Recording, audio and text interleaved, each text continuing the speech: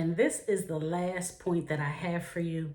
I just wanted to highlight the son Reggie, that after you get activated, after you have shown and utilized your gifts that God has used you to do to have victory, and you just want to go back to doing, the normal things of life. So remember, like barbecues and stuff, y'all. Remember back in the day where you had to sit at separate tables. The kids were at one table, the adults were at another. And then you could have been a young adult in your 20s, even close to 30, but, still not at the adult table yet. So there's a scene where Reggie wants to cook on the grill. We know that that was a thing between them throughout the different bad boy themes.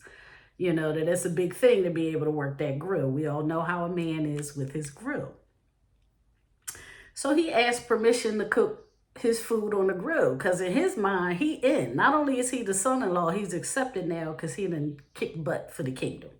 So he did what he had to do, and he wants to be respected and sit at the table now. So imagine, they normally are punking him out. They're normally not treating him the greatest or like he's strong or capable or anything.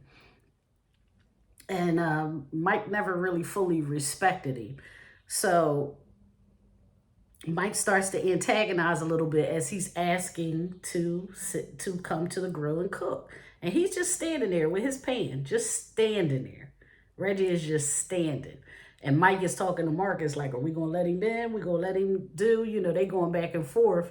And Mike, is a little antagonist. Like, no, he don't deserve this. He ain't big enough for this yet. Yeah, I know he did this.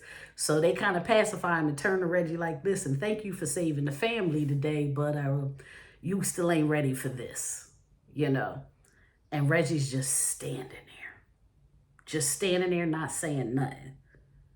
So after they thank him for saving the people they love, but, Mike still doesn't want to accept him for whatever reason to let him in. But then he turns to Marcus, and Marcus is like, well, he turns to Marcus like, well, Marcus, what you going to do? And Marcus respects his authority now.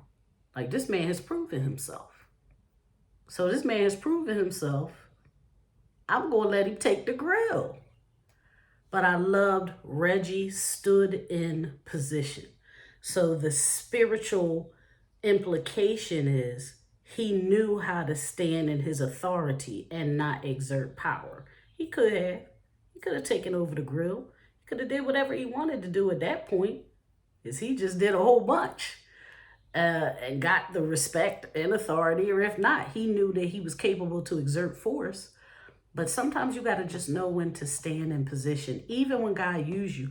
When David got anointed king, he still went back to tend to sheep for years. When Joseph got the revelation dream of who he will be, he had a whole life of processing before he could do that. So Reggie wasn't going to step beyond boundaries or step beyond protocols just because he had a victory. But he stood in authority. Not only did he stand in authority, he was polite, he asked, and then he waited. And he waited well. As they debated back and forth, he waited well. So Reggie remained steadfast in position at the open door, but does not move until given permission to seat at the table. As I close, you may be assigned to certain things, assigned to certain areas, assigned to certain rooms that God has equipped you for. But even when you're standing at the door, because God sent you there, but it's not time to go through it yet, or you're in the door, but you haven't sat at the table yet, just stand in your authority. Stand in who God called you to be until it's time to sit down at that table. Well, y'all, this is Marcia Marie. This has been SIFT, Spiritual Inspirations in Film and Television, as we took a look at Bad Boys 4 in a theater near you today. Catch us next time for more inspirations from SIFT. See you later. Bye.